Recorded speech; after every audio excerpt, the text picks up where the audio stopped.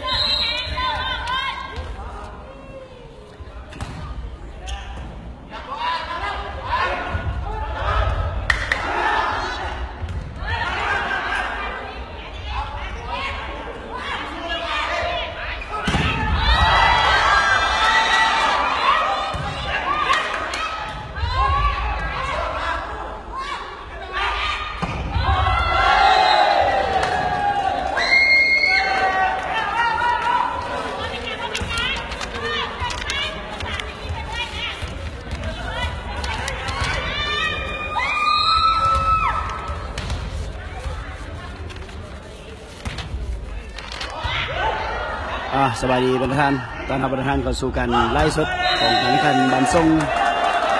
สิงห์ประธานสะพานบันทรงสั้นลาวมื้อนี้เดินทางมาการแข่งขันในห้อง8ทีมสุดท้ายท่านผู้ชมกำลังเบิ่งปัจจุบันนี้เป็นเซตที่2ของทีมแขวงอุดมไซเสื้อสีฟ้าพบกับกองพลทหารหาบที่5เสื้อสีแดงในเซตที่ผ่านไปเมื่อกี้นี้เป็นทางกองพลที่5เอาชนะไปได้27-25อันนี้เป็นเซตที่2นะเซตที่2ในคะแนนยังเสมอกันอยู่4-4คะแนน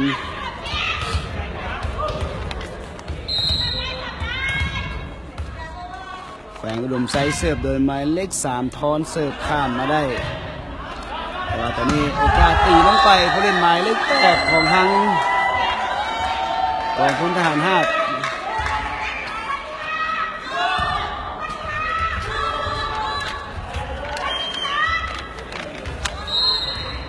ตอนนี้5-4เป็นของพลทหารห้าออกนำใส่ลาฟาดลงไปกรรมการให้คะแนนเป็นของทั้งดูแขวงอุดมไซเสมอ5-5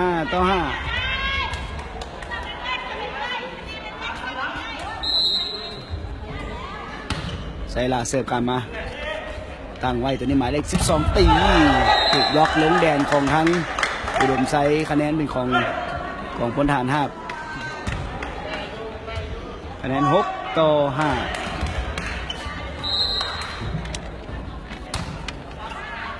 ขอข้ามมาได้ตีโดยหมายเลข7สุริศักดิ์12ของทหาร5ตีข้ามมาตรงไปได้จังหวะนี้ลิ้นไว้ยังได้อยู่ทอนแก้ไขไปก่อนมาแล้วตีบานไว้ยังได้อยู่แล้วมันแล้วตัวนี้สุริศักดิ์โอ้ยสุริศักดิ์เคาะใส่ตะนางเป็นให้เสียคะแนนไปท่านผู้ชมตอนนี้เป็น7-5แล้วกองพลทหาร5ที่5ออกนำ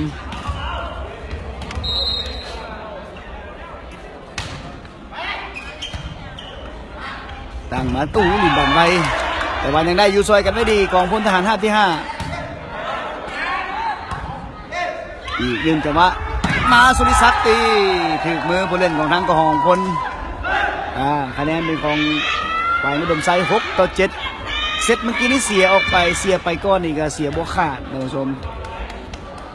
ดิวมา2ครั้งแล้วก็เสียไป5-7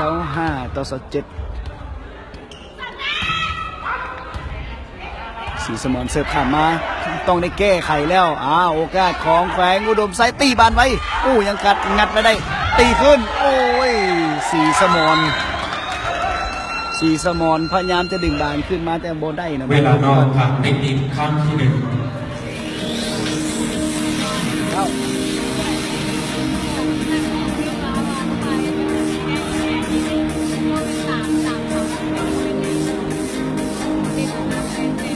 นี่เหรอ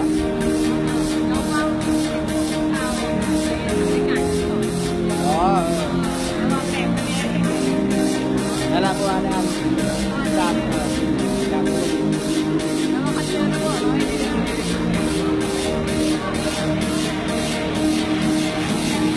อส่งมันนะเลิกเขียนแล้วได้ท้ายมันส่งไปเราจะแย่งว่าคะแนนกรรมการมันแหละ หมดเวลานอกผ่านเทคนิคครั้งที่หนึ่ง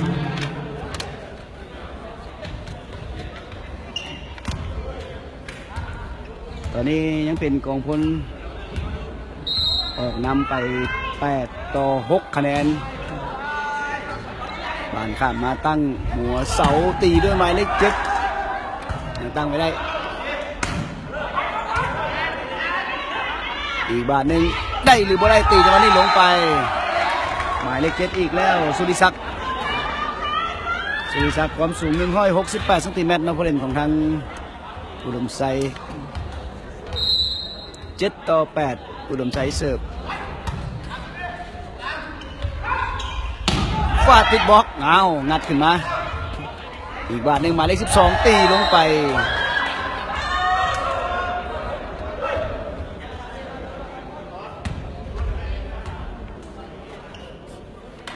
กองพลที่5เก้าแขวงอุดมไซ7ถอนตีได้อยู่นัดขึ้นมาอีกบาทหนึ่งหัวตีหัวเสาแล้วตีนอกเส้นถึกบล็อกลง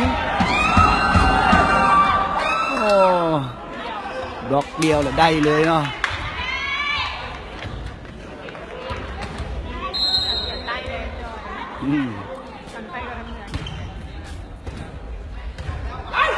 กองพลที่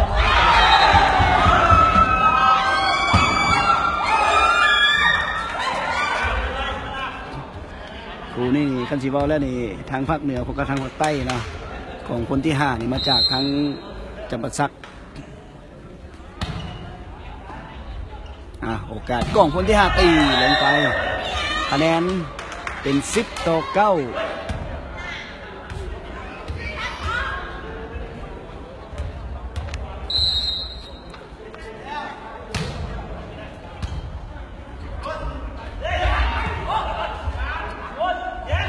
ตีหัวเสาถูกมือเป็นคะแนนของกองพลที่5 11-9คะแนน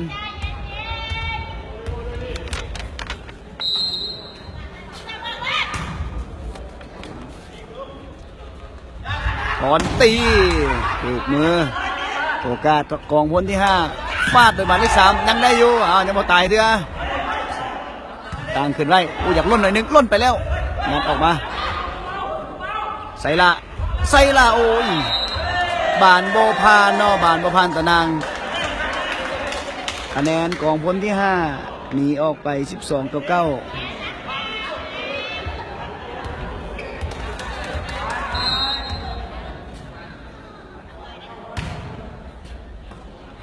ตั้งไว้ไปที่ทอนตีลงไปสวยงามทอนเล่นกองไฟอุดมไซความสูง178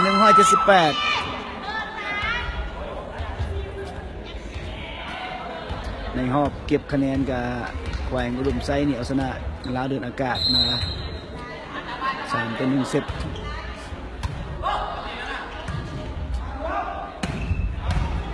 โอกาสมาอีกแล้ว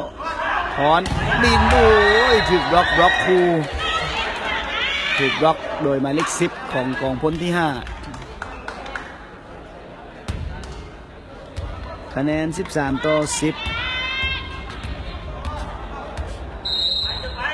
กองพลที่5เสิร์ฟ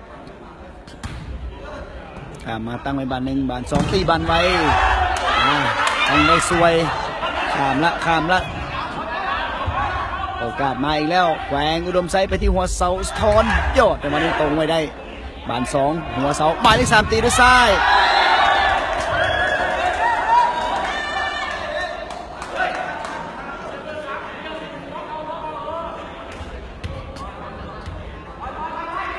บล็อกได้แต่ว่าคะแนนอันนั้นบานออกเป็นของคะแนนของคนที่5เนาะ14-10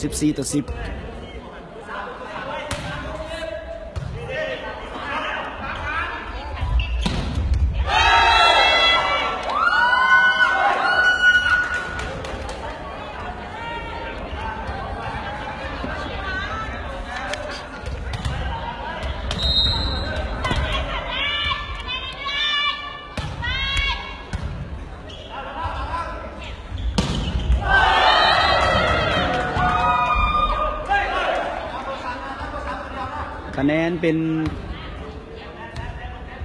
หวายอุดมไซ12กองพลที่5 14ถอนหมายเลข3เสิร์ฟกองพลที่5ตั้งขึ้นไว้ตีบานไว้ลงไปเป็นคะแนนของกองพลที่5เป็น15-12กองพลเป็นทางแขวงอุดมไซนะขอเวลานอก ขอเวลานอกครั้งที่1โดยทีมแขวงอุดมไซ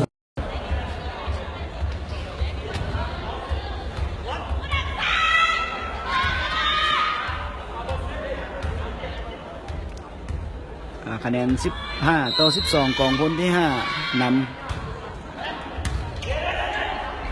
ติดตารางต้องตีนอกเส้น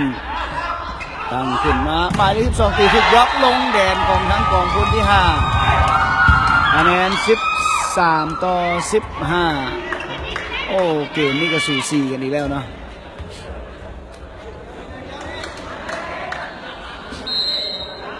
ไซลาจะเป็นผู้เสิร์ฟ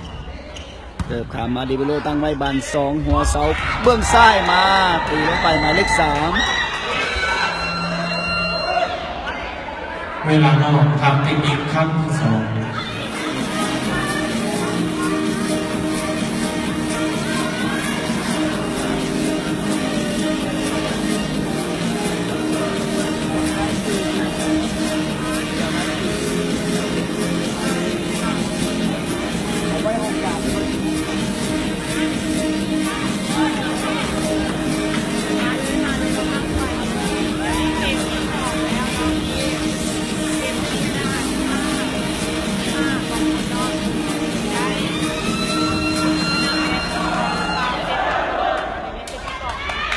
ต้นเวลานอกทำเทคนิคขั้นที่2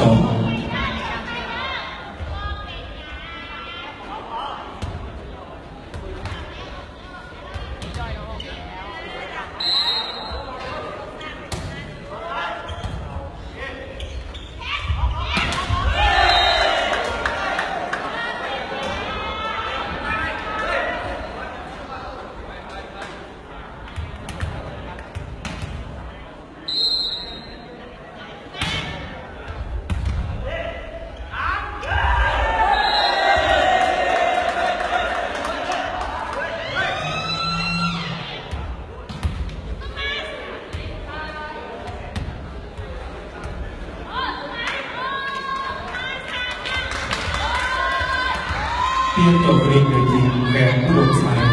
นัมเบอร์2ออกถึงนัมเบอร์1ผมมาเทียนทันมาเขา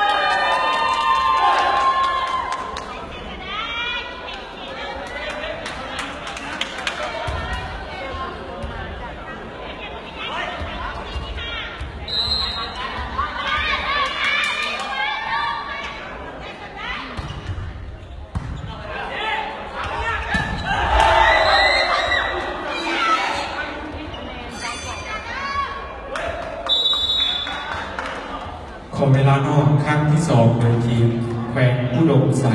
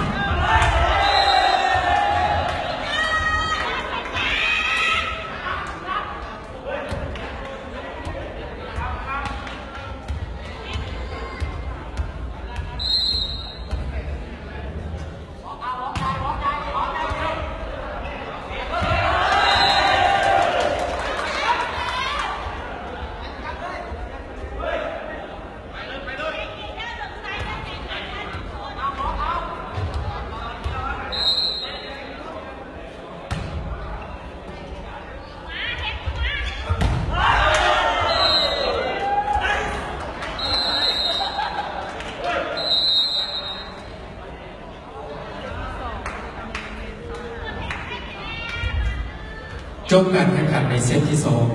ทีมกองพลทหาร5ที่5ชนะทีมแขวงอุดมไซด้วยคะแนน25-17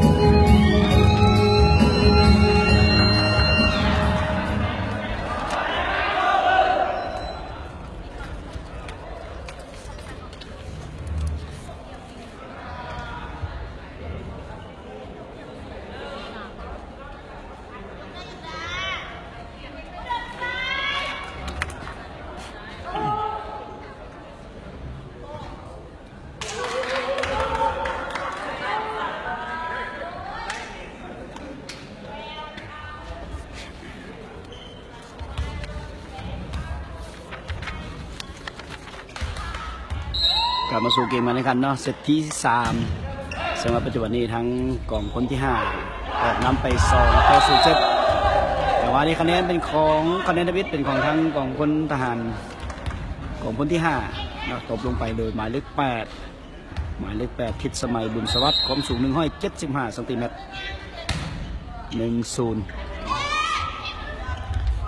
ถอนตีแต่ว่าผิดบล็อกลงโดยหมายเลข10ของกองพลหมายเลข10กองพลก็คือสิทธกรเป๋าพระวิหาร2-0ตีแต่วันนี้ดาดมือคะแนนเป็นของแขวงอุดมไซนับขึ้นมา1-2สำหรับ2เซตที่ผ่านไปเมื่อกี้นี่เป็นกองพลที่5นี่ชนะไปด้วยคะแนน27-25 ถ้าหากว่าได้เซตนี้จะจบเกมไปเลยเนาะเข้าไปเล่นในรอบ4ทีมสุดท้าย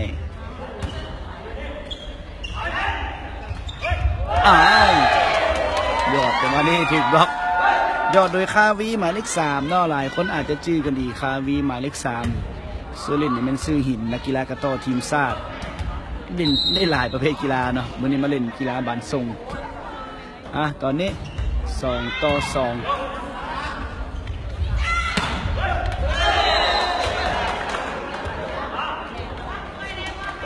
คะแนนเป็นกองคนที่5นำออกไป3-2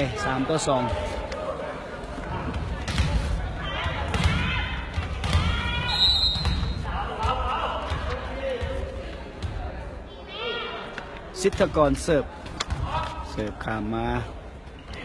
ถอนยอดแต่วันนี้สิทธกรโต้ไว้ได้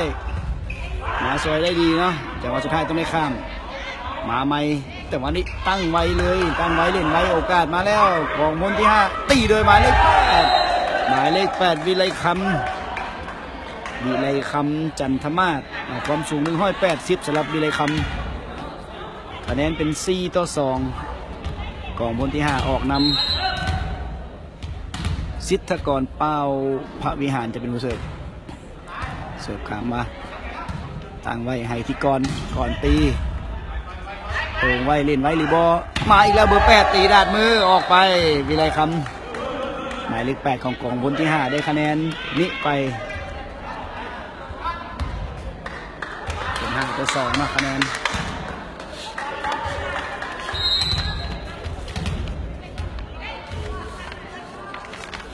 สิทธกรเสิร์ฟข้ามมา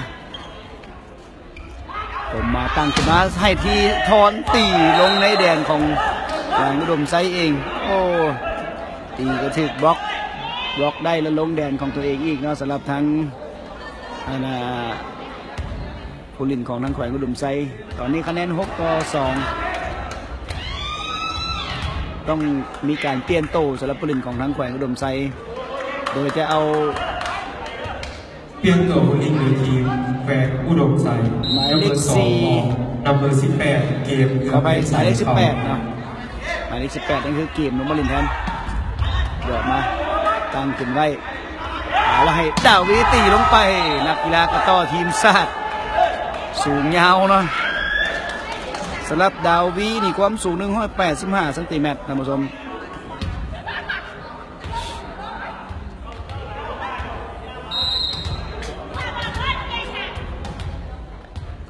คะแนนตัวนี้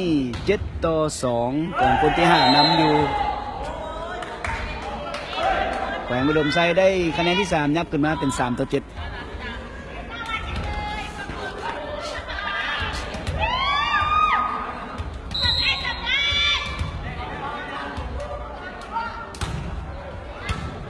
สีสมอนเสิร์ฟผ่านมาแต่ว่าโอ้ย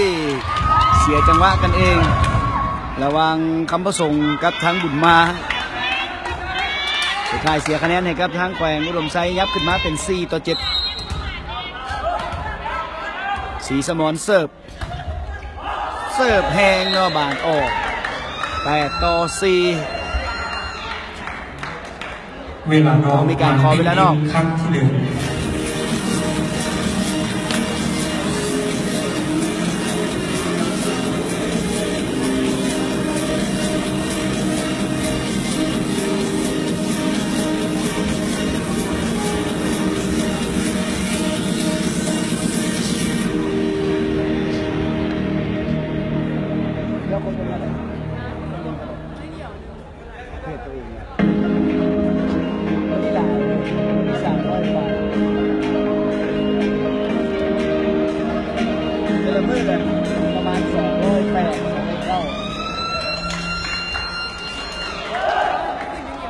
ดเวลานอนผ่านเทคนิคครั้งที่ 1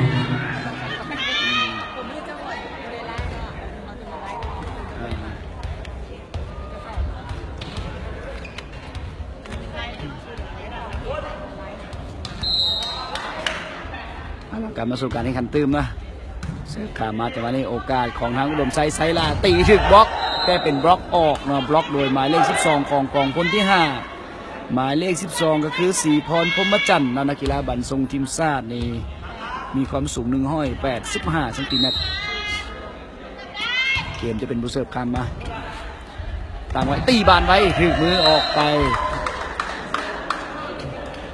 ตีจังหวะนี้โดยหมายเลข13บุญมาคำวงศาความสูง178สำหรับบุญมาคะแนนตอนนี้9-5กองพลที่5ขึ้นนำเสิร์ฟโดยดาวีตรงบานที่1ได้แต่มาในมือหน่อยนึงก็ตีลงไปฟาดลงไปโดยสุริศักดิ์คะแนน6-9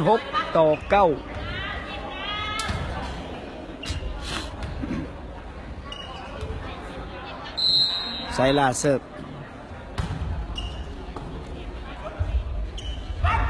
มาทีหมายเลข12ฟาดลงไปนะศรีพรนี่ความสูง170ขอไป185เกิดเมื่อวันที่1เดือน11 1988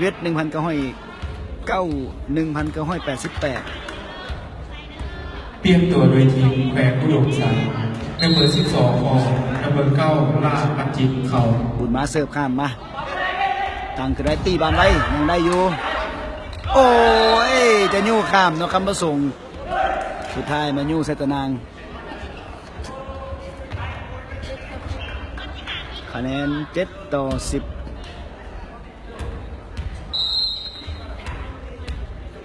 ลาจะเป็นผู้เสิร์ฟลาเสิร์ฟข้ามมาได้ตรงบานหนึ่งบ่ค่อยดีปานใดต้องตีบานไว้ตั้งขึ้นมาสุริศักดิ์ตีถึกบล็อกอีกบานหนึ่งสุริศักดิ์ตั้งอ้าวสุบานติดมือคะแนนเป็น11-7ของคนที่5ออกนำ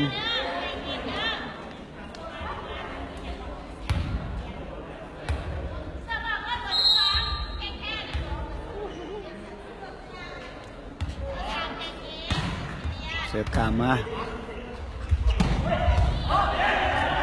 ยังได้อยู่เอาละโอกาสของทั้งโอ้ข้ามไปเอาแบบนี้โอ้ยกำประสงค์ลิ้นไวเราขอมือหน่อยนึงเป็นคะแนนเนาะคะแนน12-7ถ้าหากว่ากองพลที่5ได้เซตนี้ไปก็คือสิจบเกมเลยได้เข้าไปฮับ4ทีม4พรเสิร์ฟข้ามมาเกมฮับได้หลอกมาตีจะไม่ได้สุริศักดิ์ยังบล็อกได้ยังตรงไว้ได้คำประสงค์ตั้งขึ้นหมายเลข3ดาวิตีออกโอ้ดาวีโดดมาทั้งนอกเส้นตีจังหวะนี้เจอบานออกไปเห็นให้เป็นคะแนนของ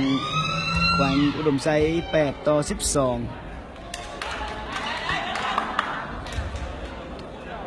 เปลี่ยนตัวอีกหนึ่งทีกองพลทหารห้ามที่5นัมเบอร์12ออกนัมเบอร์9จัดประสงค์ตั้งไว้ตีไว้ยังได้อยู่ตอนนี้มาแล้วให้ที่เกมตีได้คะแนนนี้ไป9-12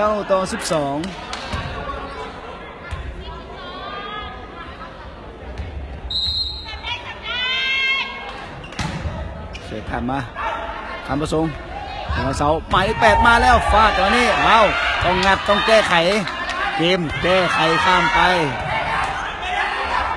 เล่นบานได้ไปติดนางคำประสงค์จะเล่นอีกบาทหนึ่งเนาะลูกไวแต่สุดท้ายมันยุ่งไปใส่ตะนางเป็นให้เสียคะแนนไป10-12อุดมไซจี้เข้ามาแล้วสุริศักดิ์เสิร์ฟบอลข้ามสุริศักดิ์เสิร์ฟบอลข้ามเสียคะแนนนะครับของคนที่5คำประสงค์จะเป็นผู้เสิร์ฟคำประสงค์ไซสนะเกิดเมื่อวันที่8 เดือน 9 1908 16สูง170ตั้งขึ้นมาให้ทั้งไซล่าตีคำประสงค์จะเอาตีนช่วยก็สุดท้ายมาบานออกไป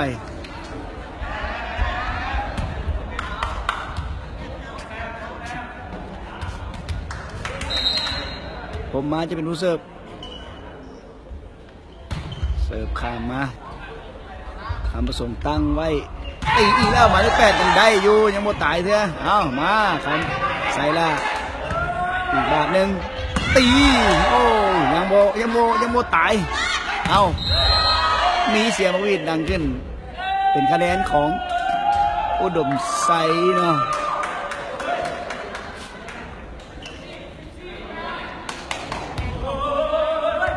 โอ้เป็นกองคนเนาะ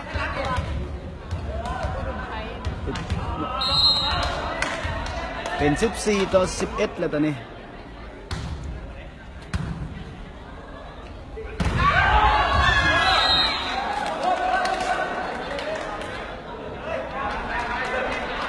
คะแนน15-11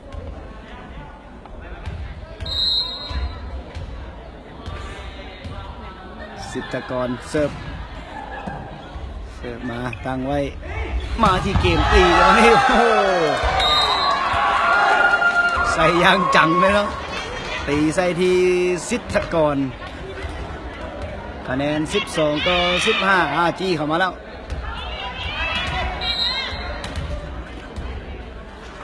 สีสมอนเสิร์ฟข้ามบาทหนึ่งล้นถึงลงโทษเลยตบลงไปโดยไซล่า13-15แล้วคะแนนตอนนี้เอาละผู้เล่นของทางแกวงอุดมไซได้ใจแล้วเนาะสีสมอนเสิร์ฟคำประสงค์ตั้งขึ้นมาหัวเสาหมายเลข 8ยังบ่ตายเกมต้องแก้ไขโอกาสเปลี่ยนมาเป็นเบื้องของกองพลที่5ดาวีตีถึงบล็อกออกบล็อกโดยเกมกระบาลออกเส้นคะแนน เวลานอก คน ทาง ที่ ครั้งที่ 16เนาะ16-13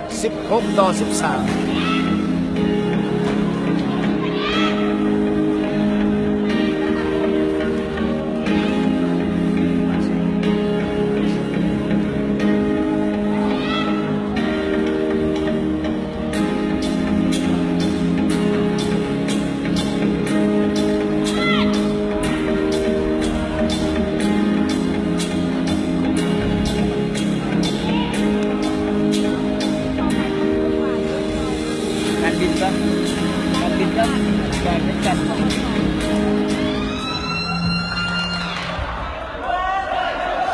มดเวลานอกทางเทคนิคครั้งที่ 2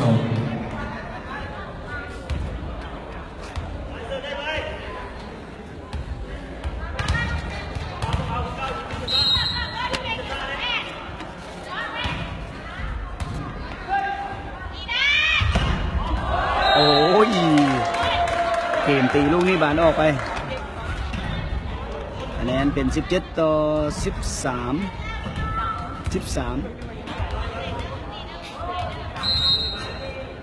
มีอะไรคำเสิร์ฟลงมาบานต้องเป็นเกมตีอ้าวได้บ่บานออกโอ้ยงัดมาได้แต่ว่าบานออกไป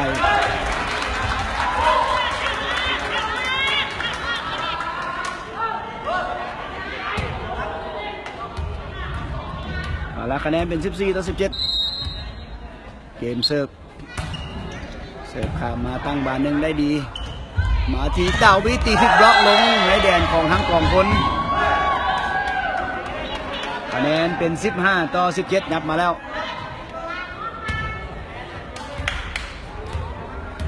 เกมจะเป็นผู้เสิร์ฟ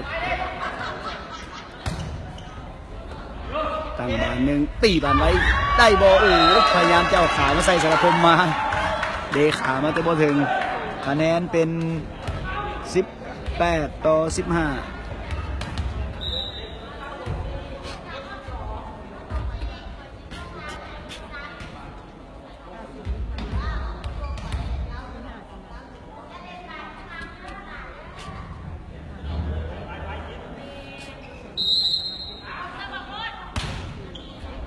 สิร์ฟขามา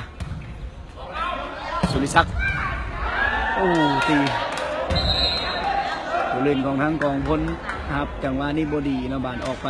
คะแนน16-18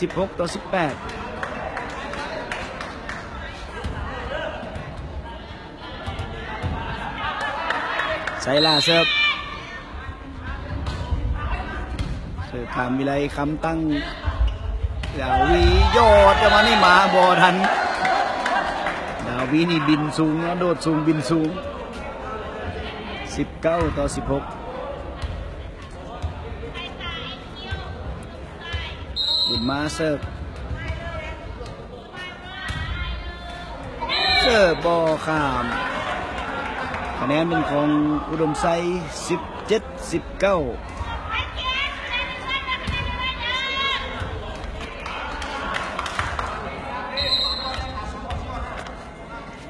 ลาบัดจิตเสิร์ฟลาปัดจิตเสิร์ฟเข้าใจกันแล้วนะตัวผู้เล่นของกองพลขอเวลานอกกองพลที่5ขอเวลานอกห้ามที่1โดยทีมกองพลห้ามที่5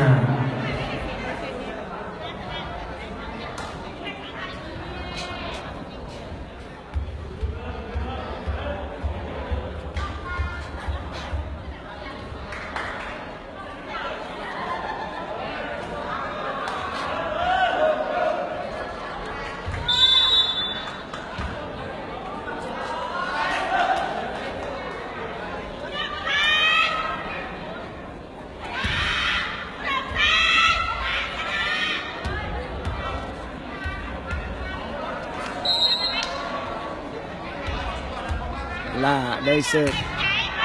ตามมาตีด่านไว้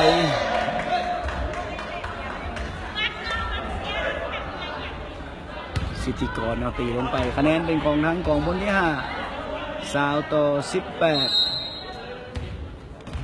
5-18จันนครเสิร์ฟตั้งขึ้นมาในที่สุริศักดิ์ตีลงหรือบอลลงเส้นเนาะกรรมการให้เป็นคะแนนของทั้งอุดมไซ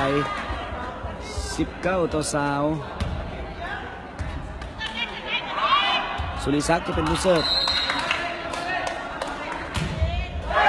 สุริศักดิ์เสิร์ฟบอลผ่าน21-19เสิร์ฟใส่ตะนางเลยสำหรับสุริศักดิ์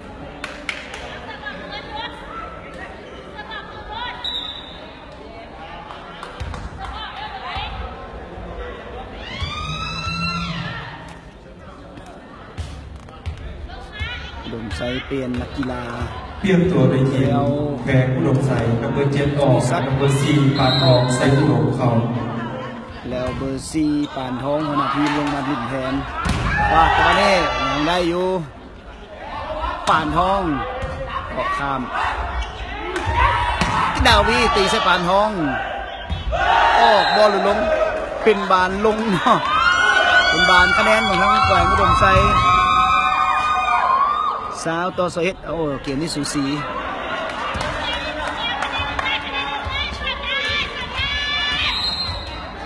ผมมาได้เสิร์ฟ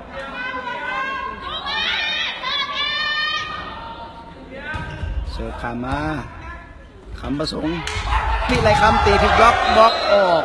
บล็อกคูออกไปเนาะถึงบล็อก2คนของทั้งอุดมไซก็คือมีไซล่าอะไรกับสีสมอนคะแนน22-20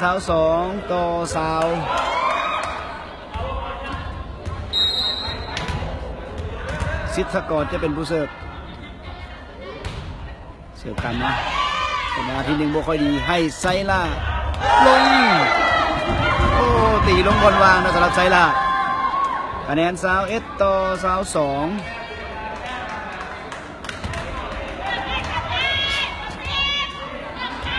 สีสมรจะเป็นผู้เสิร์ฟคำประสงค์ตั้งขึ้นมาหัวเสาให้ที่ดาวีตีออกบอลลงกรรมการให้เป็นบานออก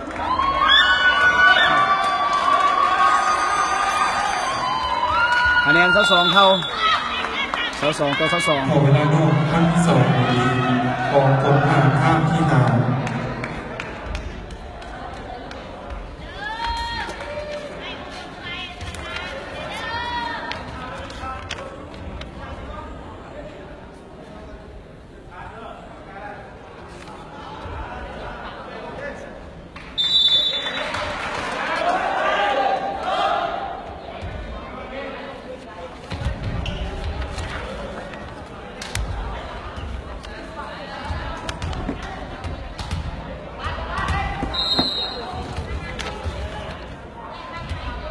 สีสมรจะเป็นผู้เสิร์ฟ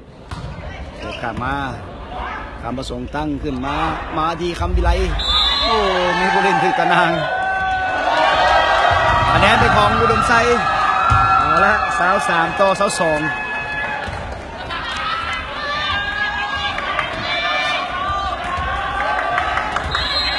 สีสมรเสิร์ฟ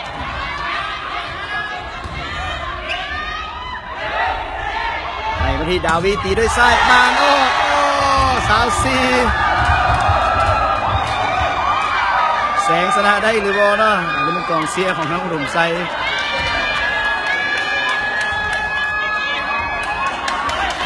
ลูกเดียวในเซตนี้เนาะสำหรับผู้เล่นของอุดมไซเสิร์ฟโดยสีสมรเสิร์ฟดาวิตีลงไป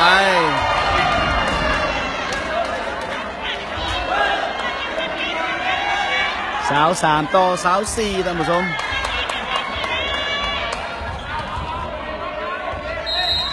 อยู่เลยคำเสิร์ฟก็ข้ามอ้าวจบเนาะเป็นทางอุดมไซเอาชนะในเซตนี้ไป25 ต่อ 3นี่กองเสียอุดมไซเต้นเลย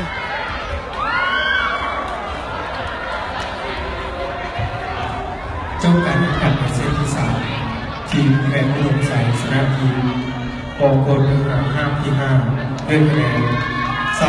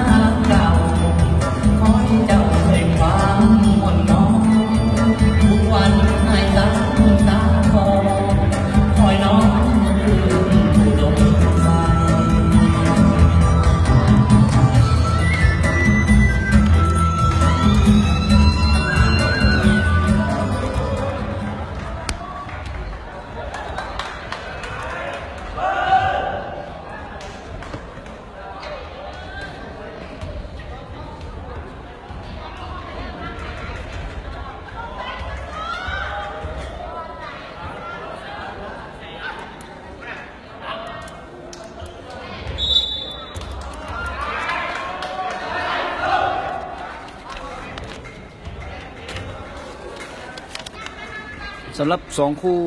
ในรอบ8ทีมทมิตรที่ผ่านไปในตอนเศร้าเนาะกระทรวงป้องกันประเทศนี่เอาชนะคณะวิทยาศาสตร์ธรรมศาสตร์3 ต่อ 1เซตด้วยคะแนนตีกัน32 ต่อ 30 25 ต่อ 17 25 ต่อ 16แล้วก็25 ต่อ 16 ส่วนคู่ที่2เราฮบรถตังยันเกาะเอาชนะมินิชิคเก้น3-2เซตด้วยคะแนน25ต่อ22 21ต่อ25 25ต่อ17 28ต่อ30 15ต่อ13อันนี้เป็น2ทีมได้ผ่านเข้าไปเล่นในรอบ4ทีมสุดท้ายของประเภททรายมาลุ้นน้ำกันอีก2คู่2ทีมจะเป็นทีมใดเนาะตอนนี้มาเบิ่งคู่ที่กำลังทำการแข่งขันกันก่อนของคนที่5กับทางแขวงอุดมไซตอนนี้คะแนนที่1เป็นของกองคนที่5คำผสมตั้งขึ้นทำวิไลตีขึ้นต้องแก้ไขออกไปเกมตีจะมาได้ถึกตารางคะแนนเป็นของอุดมไซ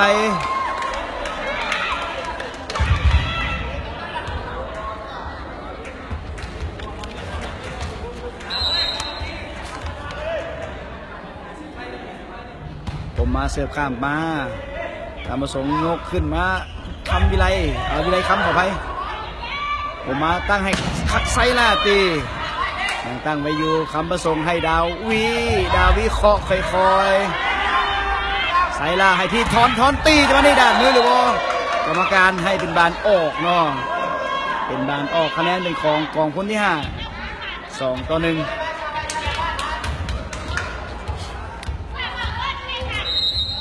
คำประสงค์จะเป็นผู้เสิร์ฟเกมตั้งบานไว้ได้ผมมาเล่นบานไว้คะแนนเป็นของคนที่5ล่าตีแต่ไปถึงตะนางเนาะผ่านบ่ผ่านคำประสงค์เสิร์ฟถอนผมมาให้ทีถอนอีกบานนึงตีติดล็อกคูลงล็อกโดยมาเล็กสิทธกร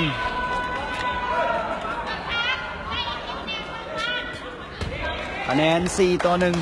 4-1กองคนที่5ออกนำคำประสงค์เสิร์ฟตั้งไว้ผมมาตั้งขึ้นตีบานไว้ลงไปให้เป็นการตีของล่าหมายเลข9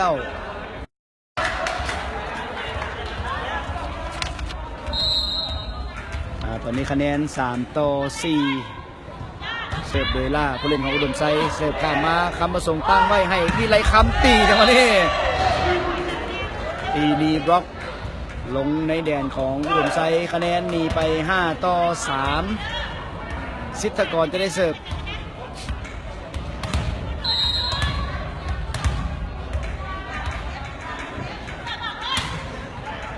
ข้ามมาผมมาตั้งขึ้นมาสีสมอนตีลงไปโอ้ในเซตนี้นี่ผู้เล่นของอุดมไซตีได้หลายคนตีแบบบ่ค่อยพลาดในต้นเซตในต้นเซตที่3ถอนได้เสิร์ฟถอนเปียมบาลาเสิร์ฟผ่านมาคำประสงค์ตั้งว่าเป็นทางมาวิไลคำตีผิวตะนางตัวตีทำไม่ได้ตีเนาะตัวข้างนอกแรงของมาตีในเส้นคะแนนเป็นของอุดมไซตอนนี้เสมอกัน5-5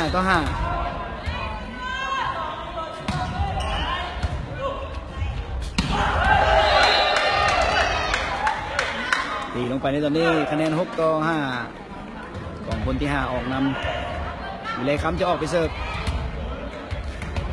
วิไลคำมีความสูง180เสิร์ฟข้ามมาผมมาตั้งให้ที่ไซลาตีเป็นคะแนนของกองคนที่5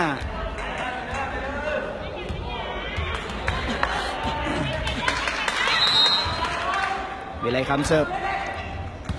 บานที่1ตั้งไว้ให้ที่ไซลาตีพิกบล็อกยังซอยไว้ได้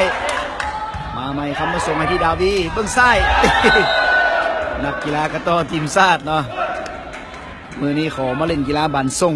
หมายเลข3ของกองพลที่5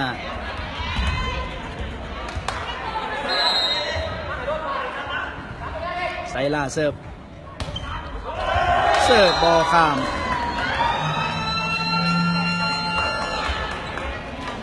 เวลาลงทางเทคนิคครั้งที่1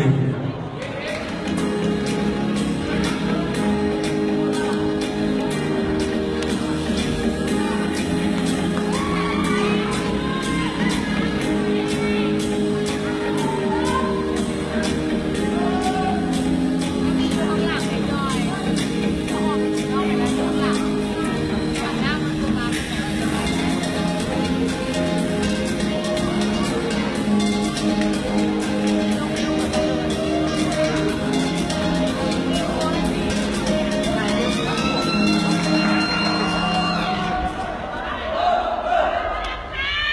หมดเวลานอกทางเต็นนิดครั้งที่หนึ่ง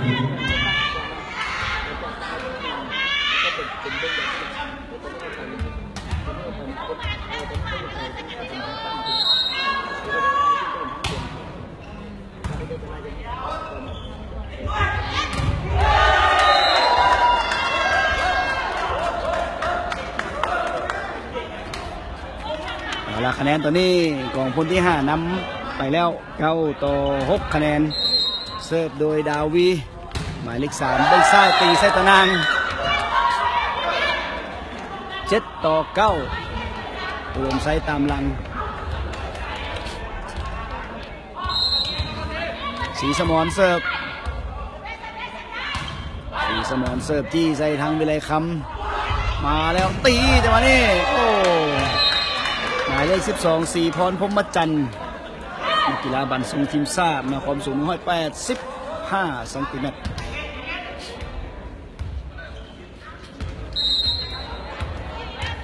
บุญมาจะเป็นผู้เสิร์ฟบุญมาได้ลงมาใหม่มีหนึ่งตั้งได้ดีปลิ่นไว้ยังขายเอาขากระต้อจับบานจะวันนี้ไม่ได้เนาะบานออกไปคะแนนเป็น8-10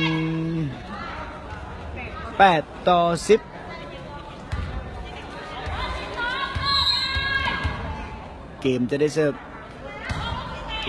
ข้ามคำประสงค์โอ้ยตั้งให้ครับทั้งสิทธกรถึกบล็อกของอุดมไซบล็อกคูถึกล่าเนาะล่าบล็อกไว้ได้นะพร้อมเลยดูสักไม่ได้บล็อกคูเลย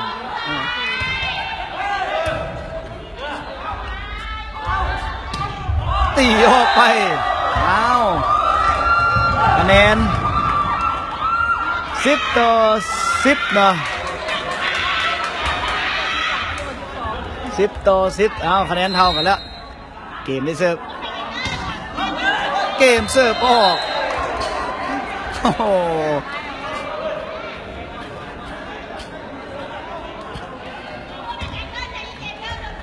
ของคนที่5 11ฝ่ายอุดมไซ10สีพรเสิร์ฟข้ามมาผมมาให้ที่ทอนตีลงไป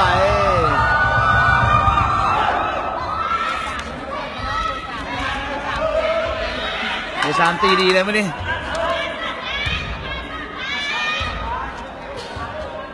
เป็น11-11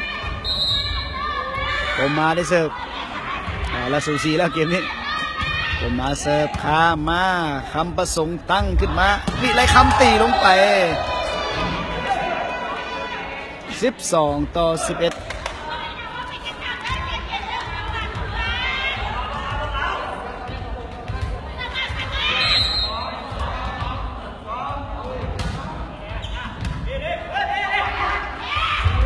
ใช่ละ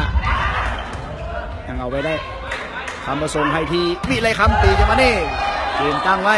บานที่2บานที่3ทอนแก้ไขคำประสงค์ให้ที่ดาวีเคาะข้าม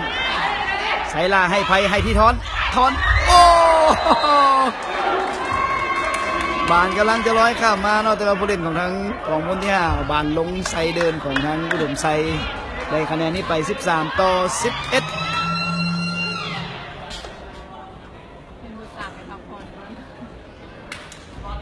เปลี่ยนตัวผู้เล่นหรือทีมแขวงอุดมไซ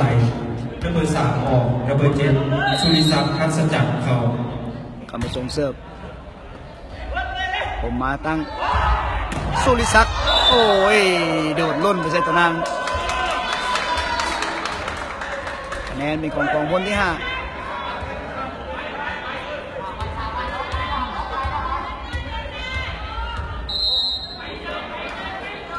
คำประสงค์ไซลาตีถึกบล็อกสุริศักดิ์ผมมาให้ทีลาตีถึกมือโอ้ยล็อกกันเอง4 พรจะดึงบานขึ้นมาเนาะแต่สุดท้ายบานออกไปคะแนน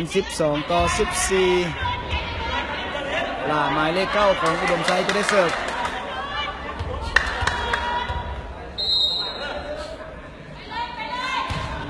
ลาเสิร์ฟมาตั้งบานนึงไม่ได้คำประสงค์นี่เลยคำตี ล่นมาแล้วถือลงโทษยังได้อยู่ล่นมาหรือบ่ล่นแต่ว่าสุดท้ายคะแนนเป็นของทางกองพลที่5โอ้วิไลคำนี่ตีแล้วตีอีกนะได้คะแนนนี้ไป15-12ขอเวลานอกครั้งที่1โดยทีมแพงอุดมใส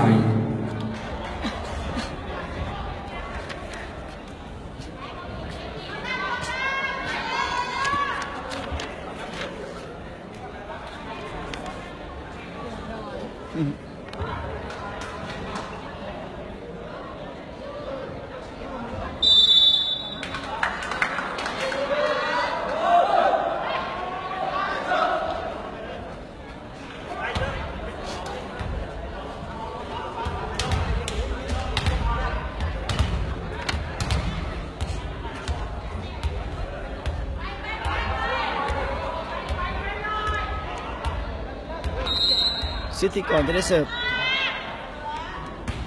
สิทธิกรเสิร์ฟข้ามมาผมมาตั้งให้ที่ไซลา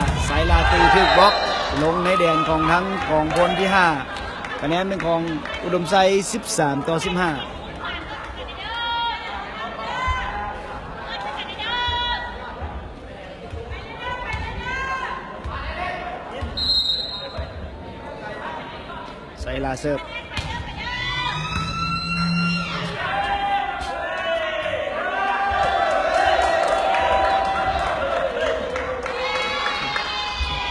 ซับตำแหน่งพิษด้วยเสียคะแนนแล้วเนาะ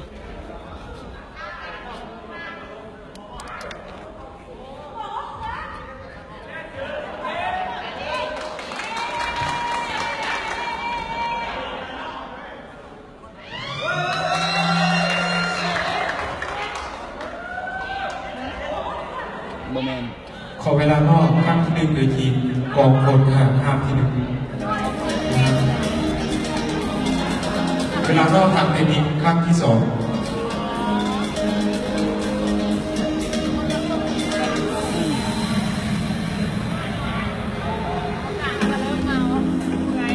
กรรมการก็ลายคู่ตาลายเลย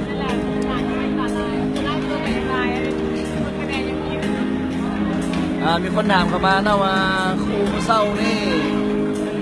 ทีมไหนชนะก็คือกระทรวงป้องกันประเทศนี่ชนะคณะวิทยาศาสตร์ธรรมศาสตร์3-1เซตด้วยคะแนน32-30 25-16 คู่ที่2เราหบรถถังยันก็เอาชนะมินิชิคเก้น3-2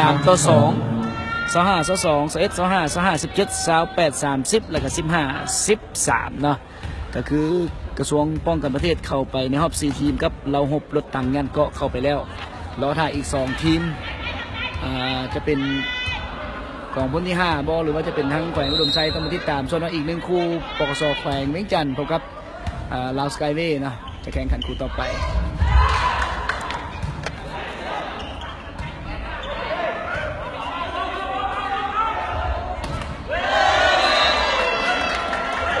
จังหวะนี้เตะเกมตีใส่หน้าต่าง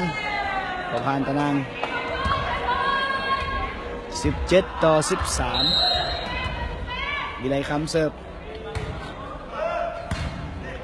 ผมมาตั้งขึ้นให้ที่เกมอีกบ้านนึงตีถึงบล็อกโดยดาวีนักกีฬากระต้อทีมชาติเมื่อนี้ขอเป็นบานทรง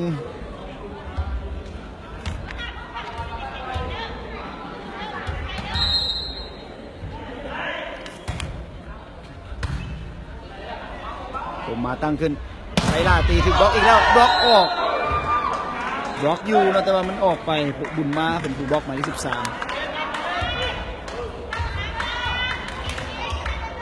ไซล่าจะเป็นผู้เสิร์ฟ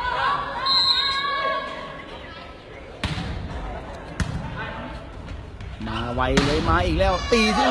เรียบตะนางการตีของศรีพรเปลี่ยนตัวผู้เล่นในทีมแขวงอุดมไซนัมเบอร์1ทองนัมเบอร์2สมบัติตอนนี้คะแนน19-14ดาวีเป็นผู้เสิร์ฟวางไว้งัดออกมาสีสมรไอที่เกมตีบานออกถูกบล็อกแต่ว่าบล็อกออกบล็อกโดยหมายเลข12ศรีพรเนาะ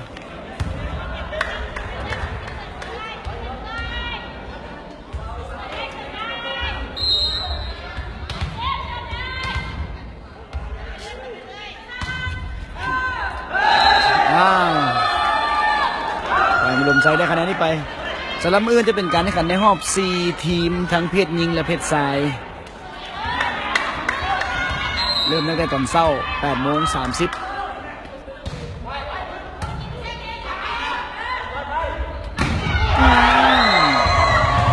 บล็อกได้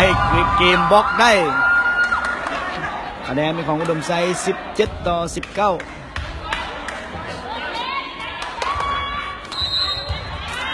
สีสมอนเสิร์ฟ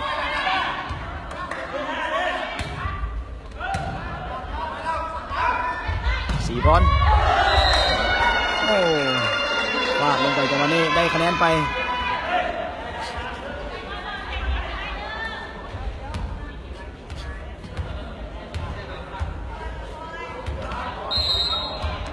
บุญมาเสิร์ฟ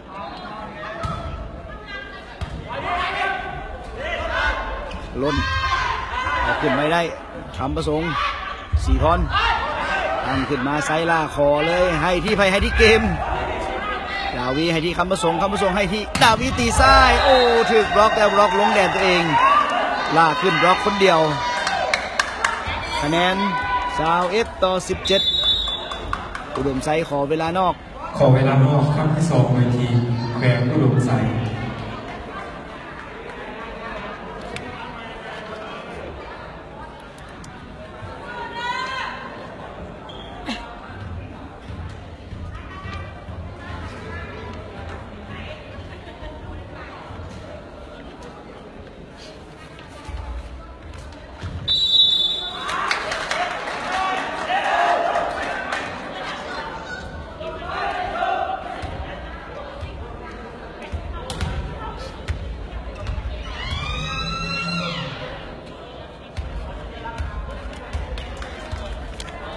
เพียงตัวผลิตโดยทีมแขวงอุดมไซและเบอร์เก้าออกเบอร์12ประดิษฐ์อินน้อยหีเขา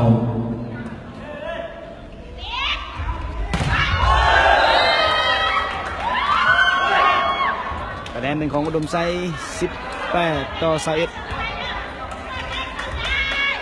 เกมเป็นคนเสิร์ฟ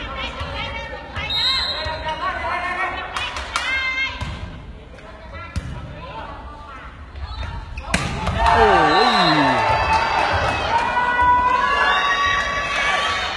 สิทธกรเนาะตีลูกนี้สะใจเลยสีพรจะได้เสิร์ฟคะแนน22-18เอ้าไปพลาดเองผู้เล่นของอุดมไซคะแนนหนีออกไปแล้ว23-18เหลือ2คะแนนเราจะปิดเกมเลยสีพรมาใหม่แต่มานี้สุริศักดิ์ตีลงไปต่อลงมาหายใจออกมาอีกเป็น19-23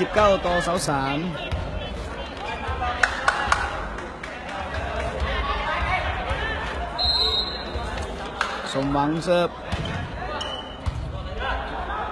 คำประสงค์ดีละคำโอ้ยไซล่าจะพยายามแกะออกมาแต่ไม่ได้เราบานลงไปเป็นให้เสียคะแนนไป24-19เหลือคะแนนเดียวคำประสงค์เกมตั้งไว้ไซล่าขอลูกนี้ที่เป็นคะแนนของทางคนที่5นะเอาชนะไปได้25ต่อจบการแข่งขันในเซตที่4ทีมกองพลทหาร5ที่5ชนะทีมแขวงอุดมไซด้วยคะแนน25-19ผลการแข่งขันทีมกองพลทหาร5ที่5ชนะทีมแขวงอุดมไซ1เซตเซตที่1 27 25เซตที่2 25 17เซตที่3 25 23เซตที่4 25 19ขอขอบใจ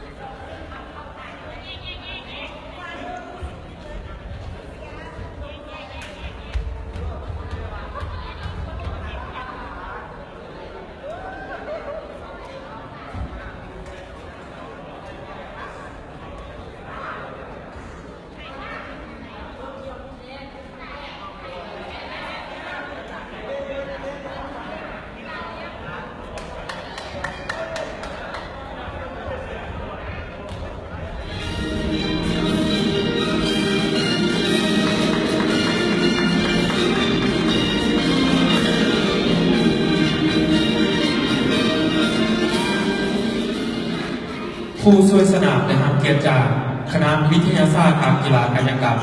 มหาวิทยาลัยแห่งชาติ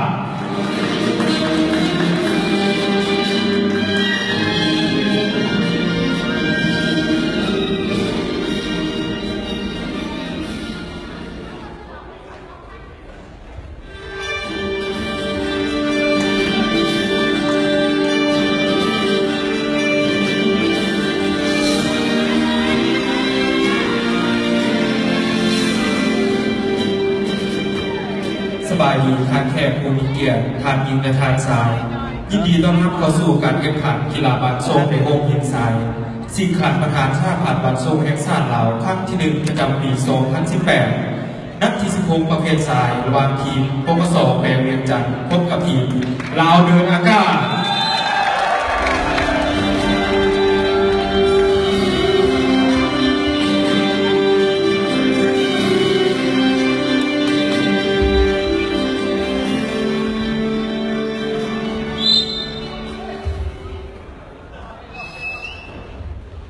ปัจจุบันนี้จะเป็นการอบอุ่นทางการอย่างเป็นทางการที่ตานาน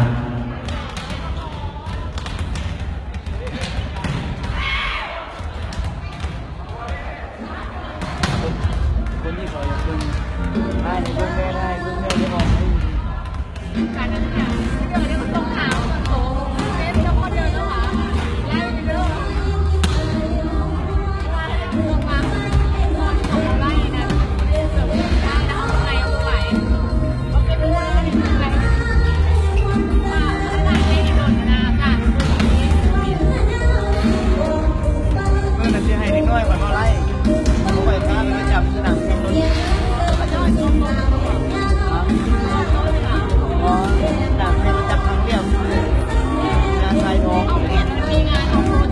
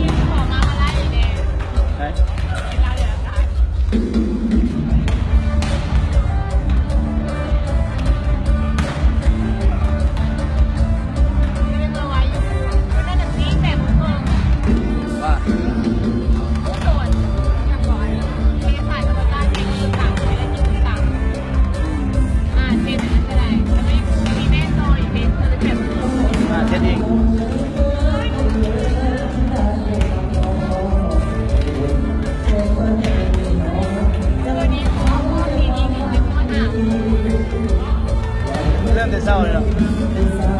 มีแข่งแล้วตายแข่งกันเลยตายเลยมันสินะ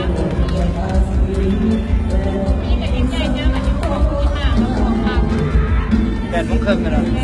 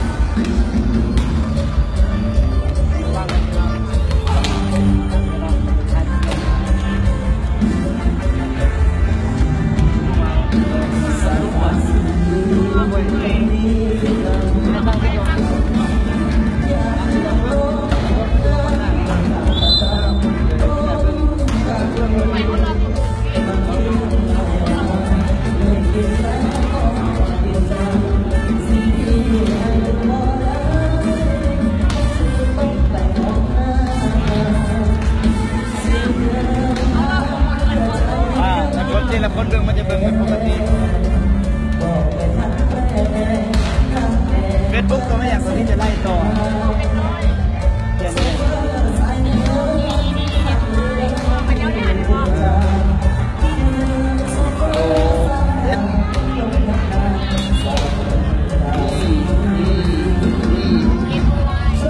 เอ็นโอ้วายเห็นป่ะเฟซบุ๊กตัวนี้จะไล่ต่อนะ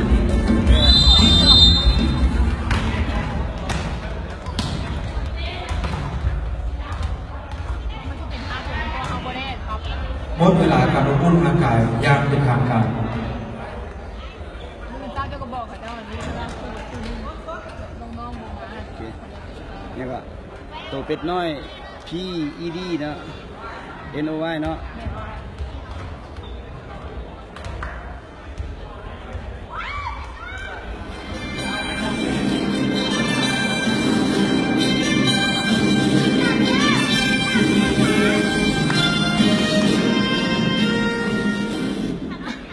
แนะนำกรรมการตัดสิน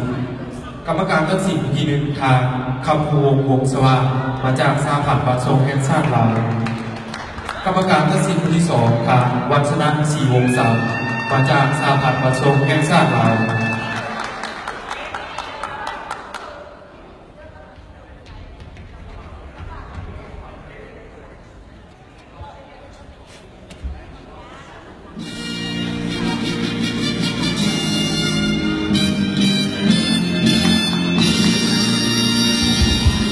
แนะนำนักกีฬาชิงกิโลแข่งขันตัวจริงทีมปกสแขวงเวียงจันทร์นัมเบอร์หนึ่งสุริเยศวงศ์ภูลนัมเบอร์สามพุทธวงศ์สุธรรมวงศ์นัมเบอร์สี่แสงพรสนั่งหงศ์นัมเบอร์หกผู้วงศ์ใส่สมบัตินัมเบอร์สิบป้าดวงจิตคำมะวงศ์นัมเบอร์12ตุ้นคำสีบุญแกลิเบโร่นัมเบอร์5ทองรอนกินแก้วครูฝึกทางนิราชคงพิทักษ์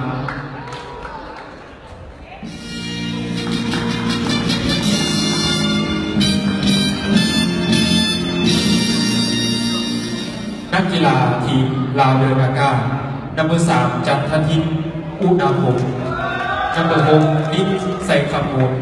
นัมเบอร์9วิริยะแสงพาเทียมนัมเบอร์10วิรนัทวิไลศักดิ์นัมเบอร์12วันวิไลสมนัมเบอร์14คำปานไพมาทีลิเบโร่นัมเบอร์16ทิติซักโซดาลักครูฝึกทานทองสมัยธรรมวงศ์ นะ